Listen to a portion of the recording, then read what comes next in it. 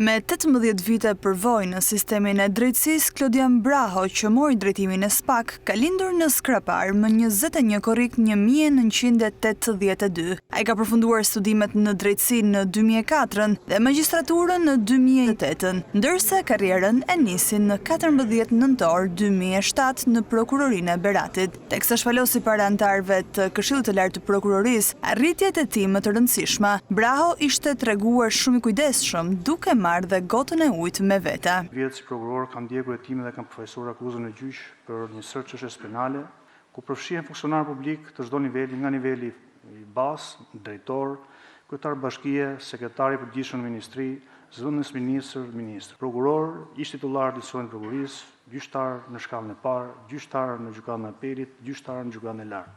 Nga anëtarët e Këshillit të Lartë të Prokurorisë nuk munguan as pyetjet provokuese.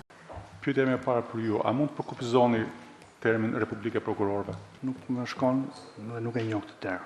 Unë nuk vlerësoj se ka në një republikë të prokurorëve në Shqipëri. Prokurorët kanë detyrën të zbatojnë atë që thot Kodi i Procedurës Penale. Si kandidat i katërt në radhë në prezantim, Braho kishte ndjekur me vëmendje 3 rivalet në garë dhe pyetjet në të cilat ishim përballur. A gëzoju në respektin e mjaftueshëm tuaj që juve të merrit në konsiderat këtë ndërhyrje time?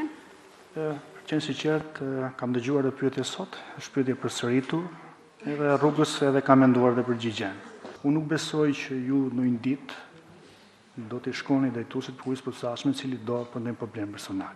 Por nga ana tjetër, unë nuk kam problem të përballem me ankesa, me pretendime. Klodian Braho do të mbajë mandatin si drejtues i SPAK për 3 vite pa të drejtë rikandidimi.